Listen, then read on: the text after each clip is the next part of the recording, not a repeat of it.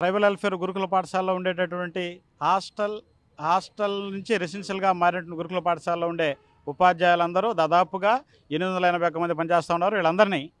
వీళ్ళందరినీ mega DS నుంచి మినహాయించాలి.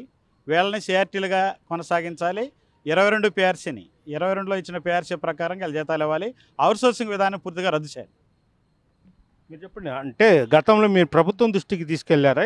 అంటే గత ప్రభుత్వంలో వైఎస్ఆర్సీ ప్రభుత్వం కానీ అప్పట్లో ఎప్పుడైనా తీసుకుని పోయారా? గతంలో మేము గిరిజన ఆ, గిరిజన శాఖ మంత్రి పిడకల రాజేంద్ర గారు ఉన్నప్పుడు కూడా మేము ఒకసారి మేము దాదాపు 31 ఫైల్స్ కూడా మేము ఆల్రెడీ సబ్మిషన్ చేయడం జరిగింది. కానీ అప్పుడు కూడా అవి ప్రభుత్వం పెండింగ్లో ఉంచి మాకు సరైన టయానికి న్యాయం జరిగే టైంలో మమ్మల్ని అతలాకుతలం చేసి ఆ గవర్నమెంట్ మమ్మల్ని సగం జీవితాన్ని నాశనం చేసింది. ఇక మేము చెప్పేది ఏంటంటే ఈ రాష్ట్ర వ్యాప్తంగా మేము దాదాపు 40 రోజుల నుంచి మేము రాష్ట్ర వ్యాప్తంగా నిరసన కార్యక్రమాలు వెల్లువిస్తున్నాము.